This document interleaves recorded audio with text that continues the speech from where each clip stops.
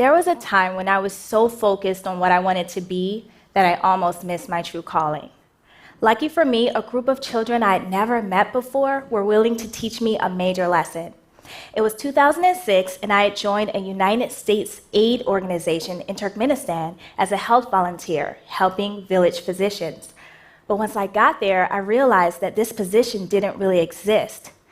As I sat in an empty, mud-walled clinic, shivering from cold and sadness, I thought about going home like most of the other volunteers did. But suddenly, there was a knock at the clinic door.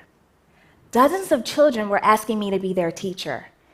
But I wasn't interested in being a teacher. I wanted to be a doctor, so I sent them away. When she heard about this, my coworker grabbed me by the hand, bundled me up, and led me outside. We walked across the cold desert sand for more than an hour to one of the students' homes. As we walked, my fingers turned slightly blue inside my gloves, my feet began to ache, and I began to understand. My counterpart turned to me with tears in her eyes and said, "Do you see how far those kids walked for you? They need you. You say you want to be a doctor, well, doctors help. So help." The students returned to the clinic the next day, and I resolved to do what I could to be of service. Because of the political climate, we had to meet quietly and discreetly in outdoor restrooms and underneath trees in the snow. "Help us help our village," they said.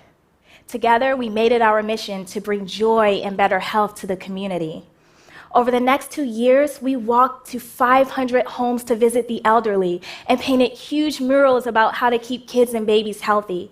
The students began to focus more in school, although attendance wasn't mandatory in their village, and their parents got involved too. Having a mission changed all of our lives. I had been holding on to the idea of being a doctor, but I realized that I could have real impact as a teacher. Sometimes, you have to forget who you think you are to become who you really are.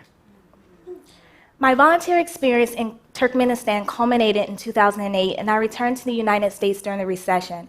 I had had such an enriching experience and hungered for more, but how? I read an article in which President Barack Obama praised the education system in South Korea, stating, "Our children spend over a month less in school than children in South Korea do every year. That's not a way to prepare them for a 21st century economy." I asked myself if this were true and if the South Korean model was one that should be followed, and so I did what anyone would do in this predicament. I packed my bags and moved to South Korea. Education in South Korea is rigorous, and some students are so heavily stressed that their eyes would twitch and form a tic anytime they were asked about how to share or discuss what they were studying. One day, one of my 5-year-old students, Hyun, said, "Why am I here?" And it crushed me. I realized that these kids were taught to focus on the destination of life without having the ability to enjoy or feel a value during the journey.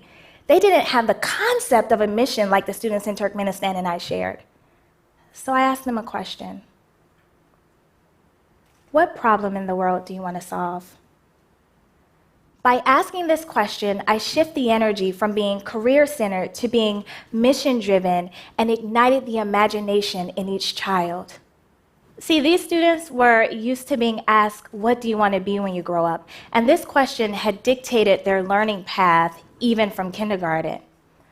But by asking them, "What problem in the world do you want to solve?" I allowed them to ignite their imagination. So a child who was focused on being a doctor could form the mission of ending childhood obesity and could begin this mission immediately by creating picture books about healthy eating, giving mini talks about nutrition, or helping their parents to prepare healthy meals in school. With a mission, their path was endless. Over the past 12 years, I have traveled the world and created learning programs in 20 countries, and here's what I've learned.